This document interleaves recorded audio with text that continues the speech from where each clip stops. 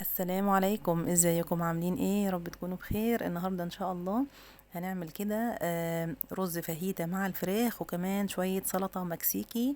يعني طبق كده هينفع في العزومات وهيرفع راسك. يلا بينا عشان نشوف الفيديو من البداية.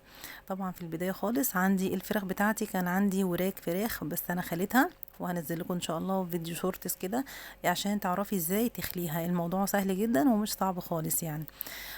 بعد كده عندي بقى التتبيله بتاعت الفراخ، تعالوا نتبلها مع بعض. عندي كوبايه من الزبادي وحطيت عليها معلقتين كبار من المستردة، ونحط بقى شويه بهارات حلوين من عندنا. عندي ربع معلقه كده من القرفه والكاري والكركم والبصل والثوم البودر والفلفل الاسود. الملح بقى نحط نص معلقه كده علشان يعني يحدق لي التتبيله كويس. وكان عندي بقى صلصه بيوريه كده، حطيت معلقه حلوه، يعني معلقه صغيره مش كبيره قوي يعني، من الصلصه اللي هي العلب.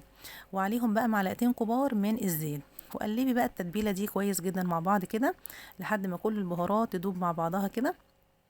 وبعد كده نبدأ ان احنا ننزل التتبيلة على الفراخ. طبعا يستحسن لما نحط التتبيلة على الفراخ نسيبها ان هي يعني تتبل كويس في التلاجة حوالي ساعتين كده. وبعد ما حطيت التتبيله اهو على الفراخ، طبعا انا كان في مفروض في التتبيله معلقه زعتر، نسيت احطها بس حطيتها على الفراخ بعد كده.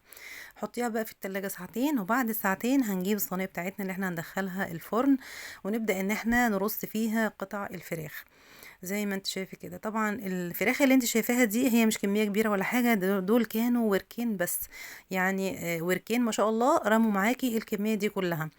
فيلا بينا عشان ندخلها الفرن. طبعا بقية التتبيلة هنحطها على وش الصينية كده علشان تتشرب اكتر برضو من التتبيلة بتاعتنا، ودخلي الفرن. وعلى ما تستوي الفراخ تعالوا بقى نعمل الرز بتاعنا.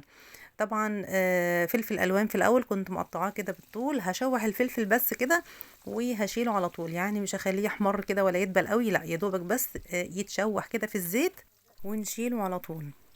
ونفس الحلة ونفس الزيت هنبدأ ان احنا نجيب بقى بصلاية كنت مقطعاها قطع صغيرة كده، ننزل بالبصلاية كده ونبدأ نقلب فيها شوية. وعلى البصلاية نجيب برضو معلقة كده من الصلصة، صلصة العلب يعني، معلقة كبيرة كده منها، ونحط عليها بقى شوية من الثوم البودر والكاري والكركم والقرفة والكمون وكمان الفلفل الاسود والملح زي ما انت شايفه كده، البهارات بتاعه الكبسه اللي احنا بنعملها العاديه يعني.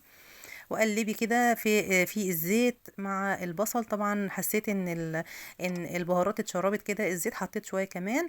وطبعا الرز كان نص كيلو رز غسلاه ومصفيه كويس، ننزل بالرز كده على البهارات كده والبصلايه، وقلبيهم بقى وشوحيهم تشويحه كويسه كده على النار. وبعد كده حطيت برضو شوية كده من الزبيب، بيدي طعم حلو جدا للرز بتاعنا ده.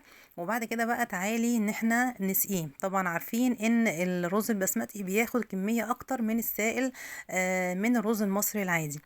عايري بقى كده وزودي كمية المية شوية، وقلبي وغطي عليه وسيبيه ان هو يستوي على نار هادية زي السوى الرز المصري العادي خالص. طبعا على بال ما الفراخ تستوي والرز بتاعنا يستوي تعالي بقى نعمل السلطة المكسيكي، مش الصلصة، السلطة المكسيكي. طبعا فاكرين هريسة الشطة اللي عملناها في فيديو قبل كده؟ هحط لكم ان شاء الله الرابط بتاعه في صندوق الوصف. حطيت معلقة كبيرة من هريسة الشطة وعليها معلقة من الصلصة، وعليها برضو حوالي 4 معالق من زيت الزيتون كده، وشوية فلفل وكمون وكزبرة وملح، وقلبيهم على بعض. وكنت محضره بقى قطع من الطماطم، يعني حوالي 3 طماطميات كده مقطعاهم زي السلطه العاديه، وفلفل وشويه بقدونس، وقلبيهم على بعض تقليبه كويسه كده. وكمان نحط عليهم معلقتين من الخل. هي دي السلطة المكسيكي اللي احنا عملناها. طبعا هي شبيهة شوية بالسلطة المصري، بس طبعا الهريسة الشطة اللي احنا حطيناها في الاول دي بتفرق شوية في الطعم، بتخلي طعمها حلو جدا. طبعا الرز اهو زي ما انتم شايفين ما شاء الله استوى وبقى مفلفل جدا معايا. خلاص كده تمام. انا كده خلاص هشيله بقى من على النار. ما شاء الله بصوا ما شاء الله استوى السوى الكامل. والفراخ كمان جهزت معايا اهي اللهم بارك، واخدت لون كمان من الفرن. لو قعدت فتره معاكي في الفرن وما تلونتش من فوق ممكن تشغلي الشوايه من فوق، هتديكي اللون الحلو ده. كده خلاص بصوا ما شاء الله الفراخ مستويه تماما. طبعا هي سخنة، مش عارفة يعني اقطعها كده بايديا قدامكم. تعالوا بقى نرص الطبق بتاعنا الجميل ده. زي ما انت شايفة كده، حطيت طبعا الرز الاول، وبعدين الفلفل الالوان اللي احنا شوحناه نحط برضو كده، هيدينا منظر جمالي وشكل حلو قوي. زي ما قلت لك الطبق ده هينفعك في اي عزومة مثلا، طبق جانبي جنب مثلا وصفات اساسية تانية برضو، هيبقى حلو جدا وشيك جدا معاكي يعني. بعد كده رصي بقى الفراخ كده داير ما يدور حوالين الطبق كده زي ما انت شايفة. طبعا الفراخ ما شاء الله شكلها حلو جدا ولونها اللهم بارك جميل يعني. يعني الوصفة دي ما شاء الله ولا فيها بقى ان احنا هنبهدل ايدينا واحنا بناكل ولا اي حاجة، لان كل الفراخ مخلية، والموضوع هيبقى مجرد معلقة وشوكة بس او سكينة تقطعي بيها الفراخ وخلاص. وحطينا اهو السلطة اللي عملناها، وعملنا احلى طبق رز فاهيتا مكسيكي بالفراخ، وكمان معاه شوية سلطة حلوين، سلطة مكسيكية. يا ريت اعرف رأيكم في وصفتنا النهاردة، ويا رب تعجبكم. وما تنسوش بقى اللايك والاشتراك في القناة عشان يوصلكم الفيديو اللي جاي ان شاء الله. واشوفكم على خير، والسلام عليكم.